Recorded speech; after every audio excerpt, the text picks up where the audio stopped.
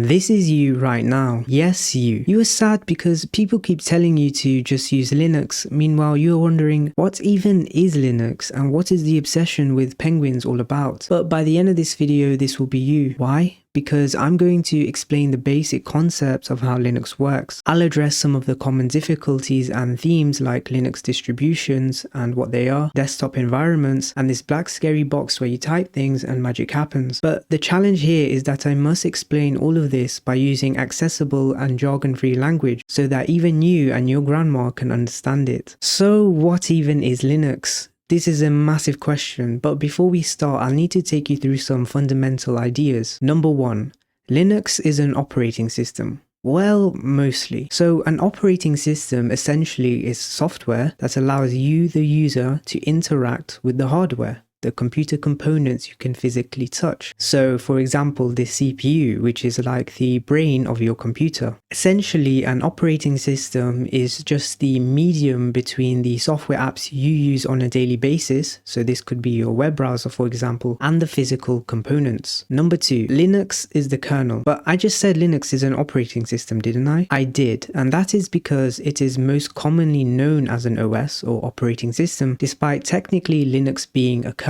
So then, what is a kernel? Well, the kernel is the core or heart of the operating system. Think of it this way. Let's take a car, right? Well, the car has an engine which is hidden away from everything, and everything else like the seats, the wheels, the gears are things that are complementary to the engine, and they are the things that you see and physically interact with. So in the same way, just like how you don't interact with the engine of a car, you as a user don't interact with the kernel or the engine of an OS. However, everything you want to do on your computer goes through the kernel, but just in the background. So if the kernel is what we don't see, what is the thing that we do see and interact with called? Well, on Linux, this is known as a desktop environment or DE. A DE controls the layout and the visual style of your apps. For example, it controls windows, taskbars, widgets, settings, wallpapers, animations, and so on and so on and so on. So going back to our car analogy, if Linux is the kernel, the DE is the body of the car wrapped around it. Therefore, just like a car, you can change the color and style of a car body without changing the engine or the core of the system. Now there are numerous DEs available, but I will be focusing on these 3, KDE Plasma, GNOME and Cinnamon, as I believe they are the most user-friendly for new users. Cinnamon and Plasma offer the most Windows-like experiences. However, Plasma is much more customizable and suited for other distributions. So if you are using Linux Mint, which I will explain later in the video, use Cinnamon, and it comes pre-installed anyway. And for anything else, use KDE Plasma. GNOME, which is another desktop environment, offers a macOS-like experience, so I wouldn't recommend it to new users switching from Windows. I would recommend simply sticking with KDE Plasma. Now that was a lot of information and it may take some time to digest, and that is absolutely fine. The main thing is that you grasp the core ideas of Linux and how it works. Now let's move on to something called distributions. Now you may have heard the term distributions or flavors of Linux. If not, well, now you have. So a distribution, put simply, is a version of Linux, which is the kernel, and the DE, the desktop environment, bundled together. These versions or distros typically come with different settings and different ways of doing something. For example, one distro or flavor of Linux might focus on gaming, while another might focus on servers for stability. So let's delve a little deeper. Now there are 3 main distributions. Think of these like godfathers, where everything stems from them. The 3 main ones are called Debian, Arch Linux, and Fedora. And basically every single distro you see is based on one of these 3. So you may see Debian based or Arch based, and that just means that it uses those distros as a base and builds on top of it. Pretty simple. So although it may seem like there are hundreds and hundreds of them, they are actually all pretty similar under the surface and they have feature parity. What does that mean? Well, that means you can typically do the same things on different distros. Number 2, package managers. Now, if you are coming from Windows, you are used to going on the website of your software, clicking download and installing an exe or MSI file. However, this is a little different on Linux, as each distro will come with its own package manager. A package manager simply allows you you to control the packages or software on your system, meaning you can install, remove, and update your system using the package manager. Now, there are more than 3 types of package managers, but I'll be focusing on the 3 that are the most common. So if you're using Debian or a Debian-based system, such as Ubuntu for example, you will use apt. If you are on Arch Linux, you will use pacman, and if you are on Fedora, you will use DNF. So here is an example, just to make things a little clearer. If I wanted to install Firefox on Debian, I would run sudo apt install Firefox. Now you can do the same thing on Arch with sudo pacman-s Firefox, and on Fedora sudo dnf install Firefox. Now, if you have a keen eye, you may notice this sudo here before the actual command. Sudo or sudo stands for super user do. It should be pronounced sudo, but sudo sounds just more powerful, so I'll stick with that. As the name implies, this allows you to run commands that need higher privileges or access. Think of it like an administrator account on Windows, but we are gaining the privileges for one command. So you will typically need to use sudo when you are installing, removing, and updating packages. Now, you may be thinking, how will I know that I will need to use sudo? Well, your terminal should get angry with you and yell at you saying sudo is needed, stupid. Now, I won't go into specific commands for each distro in terms of the package manager because they all have their little nuances. However, I just wanted to introduce you to what the package manager actually is. And if you are a new user, I would highly advise you use the GUI software center that should come pre-installed with most Linux distributions. Now, although GUI may sound extremely delicious, it simply means graphical user interface.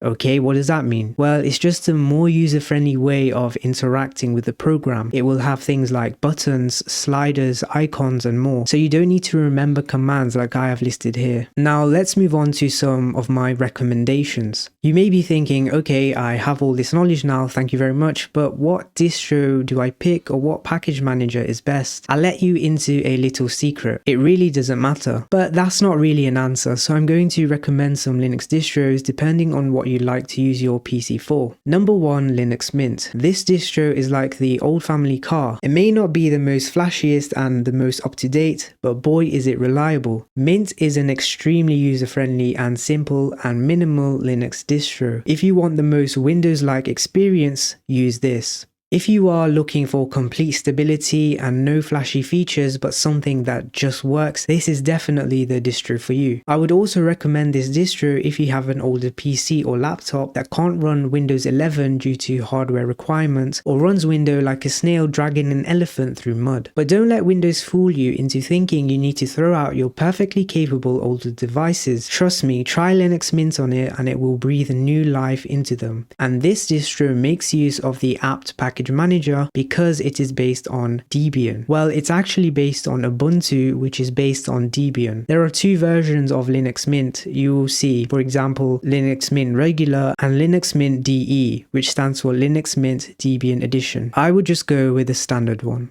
Number 2, Fedora KDE. Now, Fedora is like driving a sports car with full hockey gear on. If you are looking for something stable, fast and minimal, but also has packages that are a little more up to date, I would recommend installing this one and specifically the KDE version. KDE is a desktop environment as mentioned before, and it is extremely customizable and fast. Fedora is the perfect mix of stability and freshness, and their updates rarely have groundbreaking features, but instead focus on usability and practicability. It makes use of the DNF package manager. Number 3, CachyOS KDE. CachyOS is Usain Bolt if he had 4 legs and a 3-second head start. If you are a gamer like me, this distro might perk up your ears. Based on Arch Linux, CachyOS comes with a number of optimizations for gaming, making it blazingly fast. Before CachyOS, I used Fedora, and I'm not exaggerating when I say CachyOS is fast. It is focused on performance and speed and comes with a number of gaming packages and optimized packages within the CachyOS repositories. A repository on Linux is simply a source of where you get your apps from. Now, this distro is something called a rolling release. Unlike Fedora and Linux Mint, a rolling release is just a distro that updates continuously and doesn't have any release versions. Okay, so what? This means you get access to the very latest packages, drivers, and improvements. While this is extremely beneficial for performance and gaming, gaming,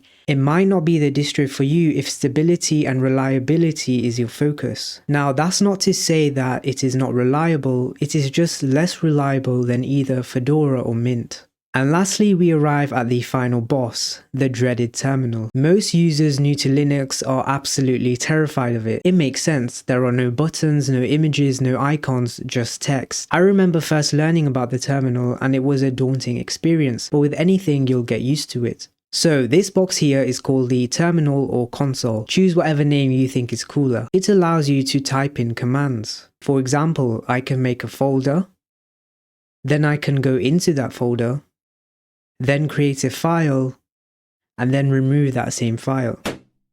This might not seem very useful on the surface, but I am showing you only 0.1% of what the terminal offers. Once you learn more, you can create scripts, install packages, manage folders and files, search through thousands of files in seconds, manage users, surf the internet, listen to music, control PCs on the other side of the world, and much, much more. You can basically do anything in the terminal. You know the saying, don't judge a book by its cover? Though the terminal might look simple on the surface, you truly have the power of the sun in the palm of your hands. Under the hood, it is the most powerful tool under Linux. You may be thinking that you need to sit down and memorize all these commands like you have an exam tomorrow, but it isn't the case. You'll learn as you go, and the most frequent commands will become second nature to you. Now in the next video, I will go much further into detail into the most useful and helpful commands. This was simply a gentle introduction to get you acquainted with this scary black box. But once you use it, you'll realize it was not so scary after all,